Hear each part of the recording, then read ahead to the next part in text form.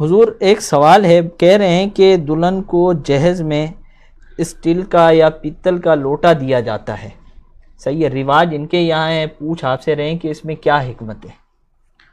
دیکھیں، یہ کوئی خاص ٹوٹکے کے طور پہ کوئی دیتا ہو تو اس کا مجھے علم نہیں ہے، ورنہ عمومی طور پہ جو جہیز کا ساز و سامان ہم نے دیکھا ہے تو اس میں اسٹیل کے برتن ہوتے ہیں۔ ان اسٹیل کے برتن میں کہیں پلیٹیں ہوں گی، چمچے ہوں گے، تھال ہوں گے، پاندان تک بھی، اگرچہ وہ دلہن کھانے کی عادی پان نہ بھی کھاتی ہو لیکن پاندان بھی ایک رسم کے اندر شامل ہے۔ اسی طریقے سے لوٹا بھی اگر دیا جاتا ہے، بلکہ بعضوں کا تو وہ آٹا رکھنے کا ڈبہ باکس، وہ کنستر ٹائپ کا، وہ بھی دیا جاتا ہے۔ تو جس خاندان میں جو ساز و سامان جہیز میں دینے کا رواج ہے،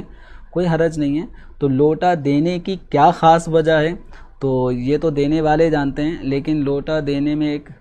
یہ ہوتا ہے کہ اسٹیل کا جو بھی برتن ہوتا ہے عام طور پہ دیگر دھاتوں کے مقابلے میں وہ پائیدار ہوتا ہے۔ اب اس میں اچھی نیت کر لیں کہ یہ بچی ہماری اس سے وضو کرے، اور وضو کرے گی، عبادت کرے گی، اس پہ ہمیں اجر و ثواب ملے گا۔ حضور میں نے ایک تحریر پڑھی تھی اس حوالے سے، اس میں ایک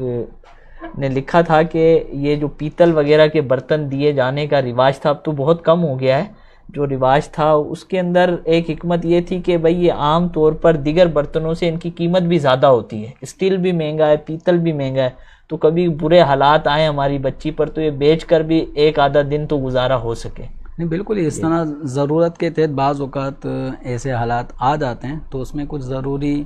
غیر ضروری ان چیزوں کا فرق کر کے غیر ضروری چیزوں کو فروغ کر کے اپنی حاجت پوری کی جا سکتی ہے۔ صحیح، شرعاً اس کے اندر وہ کچھ نہیں، کوئی ایسا پہلو نہیں ہے کہ ہم پیتل یا تانبا یا اسٹیل کا برتن دیں گے تو اس کے رشتے میں مضبوطی آئے گی، اور اگر ہم نے پلاسٹک کا کوئی برتن دے دیا تو کوئی رشتے میں کمزوری آ جائے گی۔ تو ہمارے ان برتنوں کے